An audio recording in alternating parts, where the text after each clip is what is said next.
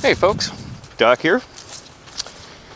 It's kind of crappy outside. You can see the sky is rather gray.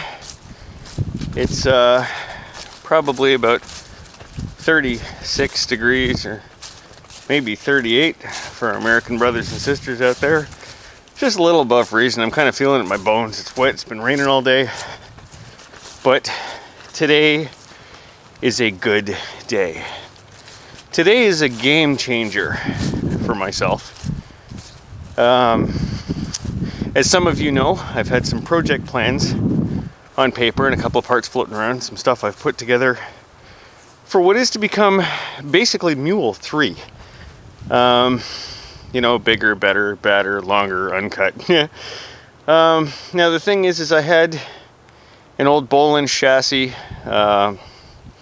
and originally I had started the project plans using my Vanguard 18V twin that I ended up putting in Mule 2. And I ended up scoring that Kubota 2-cylinder diesel, the Z400, and I thought, okay, well, I'll rearrange the front end of that chassis to take the Kubota. And I was going to use a Peerless 700 transmission and some other little tricks and whatnot that I don't really, I still don't want to, fully reveal them because you never know what's going to happen. Anyways, I was looking on Kijiji and Craigslist and all that, and I found a Sears ST16, I think it was 1976, for a good price, which is, it's awesome in and of itself. We all love the Suburbans and the related machines, and, the high-low transaxle and everything that goes with them.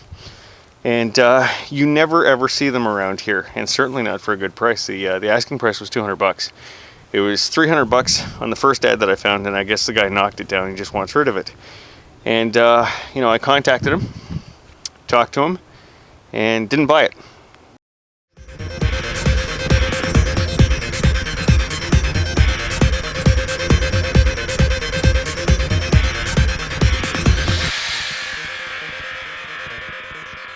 And the reason that I didn't buy it is not so much that there was anything wrong with it or the price. The price was good. He had it down to $200. I paid $200 for an ST16, no problem. However, I found another ad online when I was goofing around, and I saw what it was, and I didn't really know what it was, but I knew that the components that I was looking at were pretty top drawer. And I posted it on my own Facebook page saying, what the hell is this? And one of the guys that's on some of our Facebook mower groups, Dane Morgan, you know who you are, said, hey man, I know exactly what that is and you want it. And I said, well, what do you mean I want it? And he says, that's my tractor. And son of a gun, I looked at his pictures and we talked about it. And it was just love at first sight from there. I had to have the damn thing. As some of you know, I'm self-employed and things have been a little slow right now. I really can't afford shit. But it was one of those things where if I'm showing a little thigh on a street corner, I'm getting this damn thing. And right now, it looks like a pile of crap. She's in really rough shape, but I got it for what I consider to be a good price for some just phenomenal hardware. And there it is.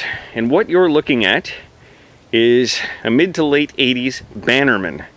And these things, you can see by the stance, it's fairly low to the ground. It doesn't have a lot of clearance underneath it. It did not have a belly deck. It had reel mowers coming out each side and one off the back. Hence the low stance, which is okay, because if you look at that steel beam axle, that's pretty retarded. It's ridiculous. It's going to be strong as hell. Just zoom in a little bit there. So it doesn't have your typical mower J spindles. They're almost like go-kart spindles, but a hell of a lot stronger. But the front end, well, hell, I'll just show you the frame rails from here. It's box section tube. Very strong. This thing is stupid heavy. But the star of the show is not the front end, and it's not even the frame rails. The star of the show is the driveline itself. Now, I'm just going to move this strap that I'm using to hold some crap off the ground for now, and I'm going to show you what we have happening here. And what that is first off, the engine being up front, belts, clutch, pulley, yada, yada, yada. Ultimately through a jack shaft to this right angle gearbox here, and these belts are kind of in the way. Let's see if I can move them a bit. Okay, right angle gearbox, and this right angle gearbox goes through a chain style flex coupler. Got my strap in the way here, but it's basically 2 rows of chain and 2 sprockets and the shafts that are connected and the chains connect them together into this transmission, which I believe is a 3-speed. And if I come out a little bit, you can see it's a longitudinal transmission. It's almost like a mini car or truck transmission. Fantastic. And from there, a U-joint, a standard U-joint, into a standard yoke, into a standard differential. This is awesomeness. Let me just come around to the back side here and tuck in underneath. You can get a better look at that differential. I'm not sure what it is yet. I'm gonna have to start doing some digging. I wouldn't be at all surprised if it was a Dana or something like that, because I know that they've made differential center sections and used them in all kinds of stuff, from golf carts to industrial equipment. Now, over here, you can see the drum. And what do you see when you look at the drum? Well, you see an actuating lever for a mechanical brake. I'm going to assume that was a parking brake, because if you look really closely, yeah, hydraulics. Hydraulic internal expanding drum brakes, just like you would see on a car or a truck. And over here, there is the master cylinder. Now, the push rod from the pedal to the master cylinder is missing. Not a big deal. I'm sure I'm gonna have to rebuild the master cylinder anyways. Don't care, the parts are there. So here's the other side of that right angle gearbox. You can see it's a T-box, right? So you've got pulleys on either side, or sprockets on either side. This is missing. There was a sprocket here and a sprocket here, and that's what got the drive from the engine back. Let me come around to this side and I'll demonstrate. The engine would be in the front. Connected to the clutch pedal is this pulley. That's your tensioner, that's your clutch. That would turn this pulley here, this double pulley here, turning that jack shaft. And that jack shaft, you can see how the nose of that jack shaft is spinning. That goes to this box, the right angle gearbox, and the right angle gearbox from there on out. So the possibility list is pretty much endless for this thing.